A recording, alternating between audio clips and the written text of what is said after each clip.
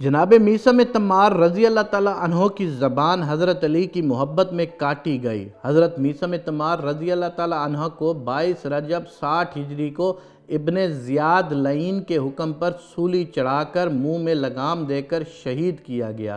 ایک دوسری روایت میں 22 ذی الحج 60 ہجری کو آپ کو شہید کیا گیا۔ میثم تمار کو سالم کے نام سے پکارا جاتا تھا۔ وہ بنی اسد کی ایک عورت کے غلام تھے۔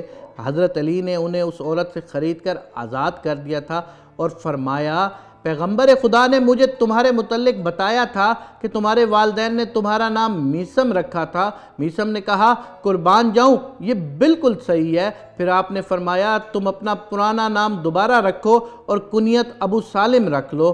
میثم تمار حضرت علی سے مسلسل فیض حاصل کرتے رہے۔ آپ مسجد کوفہ کے باہر کھجوریں بیچا کرتے تھے، اسی لیے آپ کا لقب تیمار تھا، یعنی کھجوریں بیچنے والا۔ کبھی کبھی حضرت علی ان کی دکان پر تشریف لاتے اور فرماتے، تم جاؤ کھانا کھاؤ، میں تمہاری جگہ کھجوریں بیچوں گا۔ چنانچہ ایک مرتبہ میثم کھانا کھانے گئے ہوئے تھے اور دکان پر حضرت علی تشریف فرما تھے کہ ایک فقیر آیا، اس نے کھجوریں مانگی۔ حضرت علی نے میثم کی تمام کھجوریں فقیر کو دے دیں۔ کچھ دیر بعد میثم آئے تو دیکھا کہ کھجوریں ختم ہو گئی ہیں۔ وہ سمجھے شاید یہ بک چکی ہیں۔ حضرت علی نے کہا، میثم وہ کھجوریں ہم نے راہ خدا میں دے دی ہیں۔ میثم نے کہا، پھر آپ راہ خدا میں مجھے بھی کچھ عنایت فرما دیں۔ حضرت علی نے ان کے سینے پر ہاتھ پھیرا۔ حضرت میثم تمار کا سینہ علم المنایا والبلایا سے بھر گیا۔ اس علم کی وجہ سے میثم لوگوں کو آئندہ کے واقعات بتایا کرتے تھے۔ ایک مرتبہ میثم بازار کوفہ سے گزر رہے تھے۔ سامنے سے حضرت حبیب ابن مظاہر آتے ہوئے دکھائی دیے۔ حبیب بن مظاہر نے انہیں سلام کیا۔ حضرت میثم نے سلام کا جواب دے کر فرمایا، میں خوش آمدید کہتا ہوں اس جوان کو جو ایک دن فرزند رسول کی نصرت میں شہید کیا جائے گا۔ حبیب بن مظاہر نے فوراً کہا، میں بھی اس بزرگ کو خوش آمدید کہتا ہوں جسے وصی رسول کی محبت میں سولی پر لٹکایا جائے گا۔ میثم نے جیسے ہی حبیب کی زبان اپنے انجام کی خبر سنی تو تعجب سے کہنے لگے، میں نے تو یہ علم مولا علی سے سیکھا ہے، تمہیں یہ علم کہاں سے ملا؟ حبیب نے کہا، ہمارا سر چشمہ علم ایک ہی ہے، تم نے یہ علم مولا علی سے لیا ہے اور میں نے ان کے فرزند حسین بن علی سے حاصل کیا ہے۔ حضرت میثم تمار ہمیشہ امیر المومنین کی خدمت میں حاضر رہتے تھے۔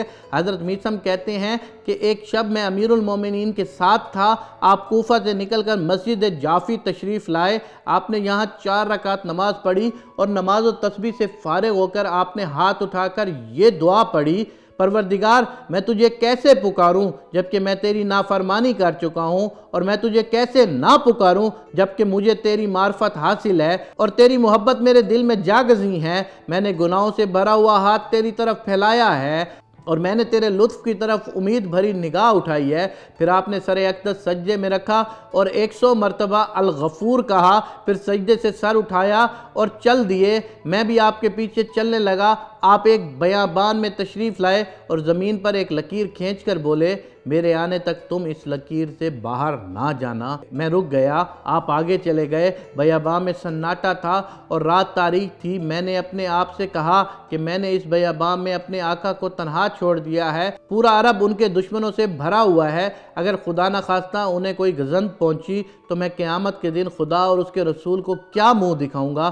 ہائے افسوس، مجھے ایسا نہیں کرنا چاہیے تھا۔ پھر میں نے اس لکیر سے باہر نکل کر اپنے آقا کا پتہ چلانے کا ارادہ کر لیا، اگرچہ میرا یہ عمل آپ کے حکم کے خلاف تھا۔ چنانچہ عشق علی کے جذبے سے مجبور ہو کر میں نے لکیر سے باہر آیا اور بیابان میں انہیں ڈھونڈنے لگا۔ ایک جگہ پہنچا تو دیکھا کہ مولا ایک کنویں کے منڈیر پر بیٹھے ہیں، ان کا چہرہ کنویں کی طرف ہے اور آپ باتیں کر رہے ہیں اور کنویں میں سے جواب آ رہا ہے۔ جیسے ہی آپ نے میرے قدموں کی چاپ سنی تو فرمایا، کون ہے؟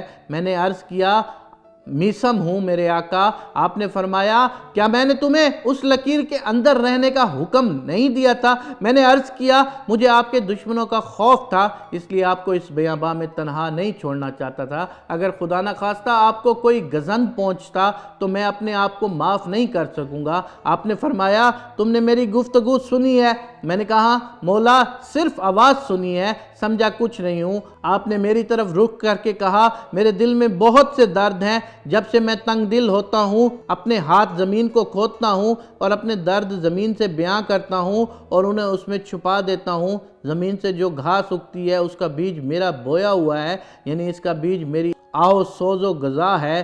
اکثر اوقات امیر المومنین مسجد سے فارغ ہو کر میثم کے پاس بیٹھا کرتے تھے۔ ایک مرتبہ آپ نے میثم سے فرمایا میثم تمہیں ایک خوشخبری سناؤں؟ میثم نے کہا مولا ضرور سنائیں۔ آپ نے فرمایا لوگ تمہیں سولی پر لٹکائیں گے۔ میثم نے کہا مولا یہ بتائیں کیا اس دن میں فطرت اسلام اور اپنے عقیدے پر ثابت قدم ہوں گا؟ آپ نے فرمایا ہاں۔ حضرت علی نے میثم سے فرمایا میثم اس دن تم کیا کرو گے جب عبید ابن زیاد تمہیں مجھ سے بیزاری کا اعلان کا حکم دے گا؟ میثم نے کہا میں ایسا ہرگز نہیں کروں گا۔ حضرت نے فرمایا اگر تم ایسا نہ کرو گے تو وہ تمہیں سولی پر لٹکا دے گا۔ میثم نے کہا میں صبر کروں گا، رائے خدا میں یہ معمولی تکلیف ہے۔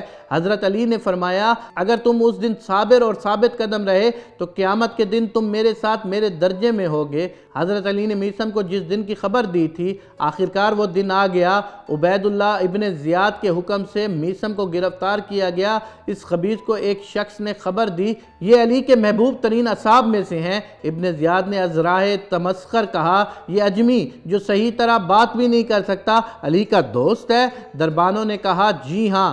ابن زیاد نے میثم سے پوچھا تیرا رب کہاں ہے؟ میثم نے فرمایا میرا رب ظالموں کی گھات میں ہے اور تو بھی ایک ظالم ہے۔ ابن زیاد نے کہا علی نے تجھے کیا بتایا تھا کہ میں تجھ سے کیا سلوک کروں گا؟ میثم نے فرمایا میرے مولا نے مجھے بتایا تھا کہ تو مجھے سولی چڑھائے گا اور میری سولی 10ویں نمبر پر ہوگی اور اس کی لکڑی سب سے چھوٹی ہوگی اور زمین سے زیادہ قریب ہوگی۔ ابن زیاد نے کہا علی نے تجھے جو خبر دی ہے میں اسے جھوٹا ثابت کر دکھاؤں گا۔ میثم نے کہا ایسا ناممکن ہے، علی نے جو کچھ کہا انہوں نے پیغمبر اکرم صلی اللہ علیہ وآلہ وسلم سے سنا ہے اور پیغمبر نے جبرائیل سے اور جبرائیل نے حکم خدا سے کہا ہے۔ حضرت علی کے فرمان کو جھوٹا ثابت کرنے کے لیے پیغمبر اسلام جبرائیل اور خدا کو جھوٹا ثابت کرنا ہوگا اور ایسا ہونا ناممکن ہے۔ خدا کی قسم میں جانتا ہوں کہ کوفے کے کس مقام پر مجھے سولی دی جائے گی اور میں تاریخ اسلام کا پہلا فرد ہوں گا جس کے منہ میں لگام ڈالی جائے گی۔ ابن زیاد نے انہیں جیل بھیج دیا۔ اس وقت قید خانے میں مختار بن ابو عبید ثقفی فی قید تھے۔ میثم نے مختار سے فرمایا تو رہا ہو جائے گا اور قاتلان حسین سے انتقام لے گا اور میرے قاتل عبید اللہ ابن زیاد کو قتل کرے گا۔ ایک دن ابن زیاد نے مختار کو قتل کرنے کے لیے زندان سے نکالا۔ ابن زیاد جلاد کو حکم دے چکا تھا کہ مختار کا سر قلم کر دو۔ اتنے میں معلم عمیر یزید سے مختار کی رہائی کا پروانہ لے کر آ گیا اور مختار کو رہائی مل گئی۔ اس کے بعد ابن زیاد نے حکم دیا کہ میثم کو سولی پر چڑھا دیا جائے۔ خریس کے گھر کے سامنے انہیں کھجور کے درخت پر لٹکا دیا گیا اور ان کے ہاتھ پاؤں اور ریڑھ کی ہڈی میں میخیں گاڑ دی گئیں۔ یہ منظر دیکھ کر عمرو بن حریث نے کہا خدا کی قسم میثم نے کئی بار مجھ سے کہا تھا میں عنقریب تمہارا ہمسایہ بنوں گا۔ میں سمجھتا تھا شاید میثم میرے پڑوسی ابن مسعود یا کسی اور کا مکان خریدنا چاہتے ہیں۔ عمرو بن حریث نے اپنی کنیز کو حکم دیا کہ اس درخت کے نیچے جھاڑو پھیرو اور اچھی طرح صفائی کرو۔ میثم سولی پر چڑھے تو لوگ ان کو دیکھنے کے لیے آئے۔ میثم نے سولی پر کھڑے ہو کر فضائل امیر المومنین بیان کرنا شروع کر دیے تو حکومت کے مخبروں نے ابن زیاد کو اطلاع دی۔ اس وقت ابن زیاد نے حکم دیا کہ ان کے منہ میں لگام ڈالو تاکہ یہ بول نہ سکیں۔